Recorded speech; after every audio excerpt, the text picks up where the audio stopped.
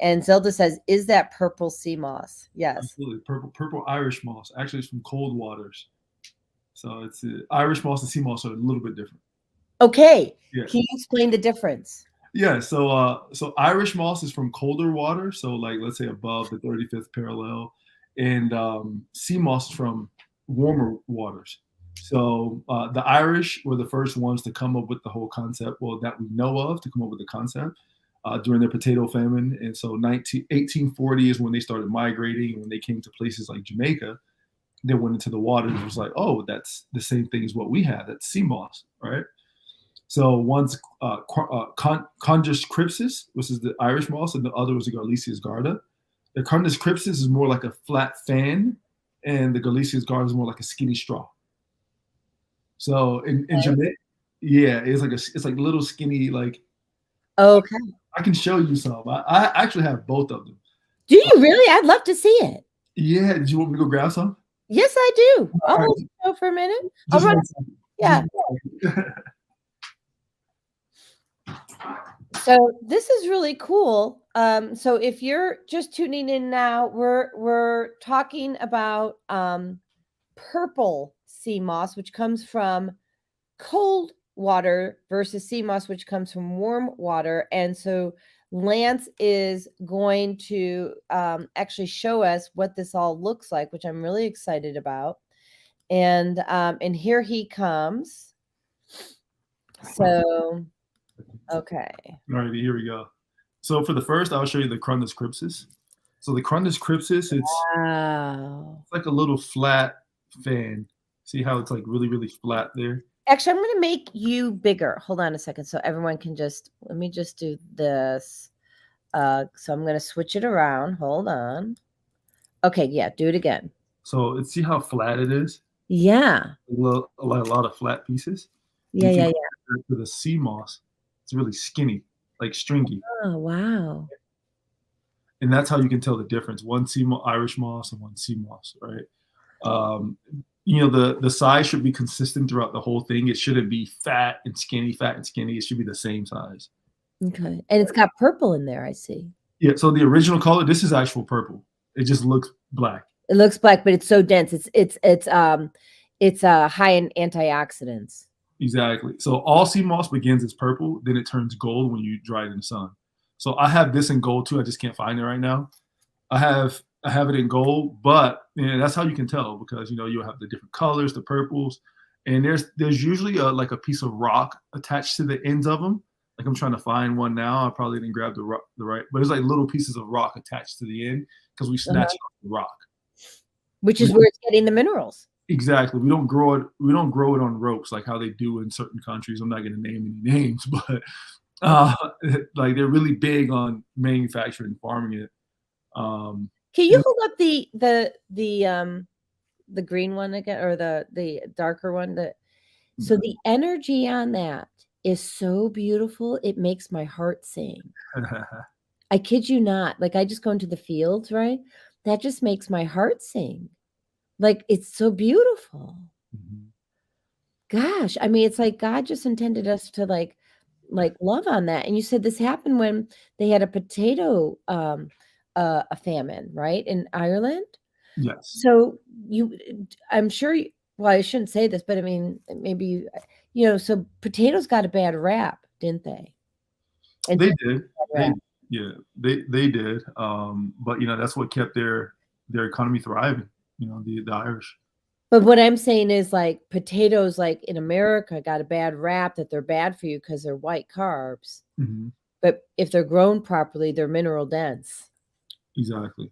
Yeah. Typically, whenever they're speaking about white carbs, they're talking about like refined white rice, refined breads, refined not legumes, the noodles, right? What do they call it? Pasta or whatever. Pasta, stuff like that. A refined sugar, mm-hmm. Right? That's typically when you want to stay away from stuff like that, when it's refined, or the salt, right? The iodized salt. You want to drink sea salt or pink Himalayan salt, stuff like that. Well, like Celtic and pink, or and black lava. So what happened was, when I was doing my research and I was writing for the functional food program, what I learned was So I was always had the notion that Celtic had more minerals, but it's not that they actually have more minerals, it's that they're different minerals in Celtic than they are in pink. So I said, why choose? And in my grinder, I have both. Yeah, that makes sense. Yeah. And I don't keep my black lava salt in there because I don't always want to detox. And really your black lava salt is really for getting out those toxins from your body. So I just, and I guess it really wouldn't hurt to put the black lava in there, but I blend my salts, and we have Charles Key wants to know if you can smoke it. He's funny. Can you smoke it? I've never heard of anyone to date that has smoked sea moss, but I know one of my favorite herbs that I love. You can smoke the flower part of the blue vervain, similar to valerian. It's good for stress and anxiety, so it'll have that calming effect like a marijuana almost, but without the hallucinogenic properties. Which one do you use? Blue vervain. Blue vervain, and you said similar to valerian. Similar to valerian, they're like cousins, right? And they're very. The valerian root is very calming, but you don't even have to smoke it. But yeah, I mean. Yeah, if someone is a smoker, and me personally, I'm not a smoker, but I don't discriminate against people in their habits as long as it's better than taking synthetic medications from a doctor, right?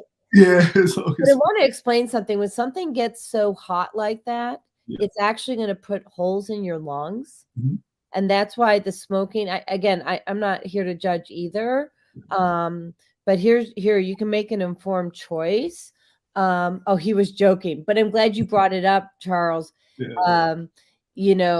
Because some people are doing these types of things, and they need to know that while the plant, whatever you're smoking, may be really good for you. First of all, once it gets to the high levels, now it's turning at high heat levels, it's turning into a carcinogen, right? That's number one. Number two, your lungs, it's going to put holes in your lungs. Okay. So if, you don't want to take it in the form that it's in, you go to the sea, you get your moss, the beautiful version that you have right there. If you're not buying it prepackaged, but let's say you're out in nature and you have it, put it in a pot of water, filtered water, and boil it and drink it, right? But and actually I would say don't boil it, I would say simmer it. Because again, as soon as you start taking your food and getting it at a high heat, and also your oils, like the only oil this I will cook at high heat is coconut oil, right? Because otherwise, like if you cook olive oil at high heat, it turns into a carcinogen. So knowing how to play nicely in the sandbox with your food is really important. So I know you meant it as a joke, but we love that you asked that question. And for those that don't know, a carcinogen is something that causes cancer. All right. Yeah, because not everybody, some people would stop me and say, Lance, you're saying terms that not everybody understands, so you got to break it down. So a carcinogen is something that causes cancer, and the high heat that you're speaking about is above 212 degrees Celsius and 100 degrees Fahrenheit. It has to be, in order to kill off pathogens, it has to be above 180, but below 112. All right. Below 100. Sorry.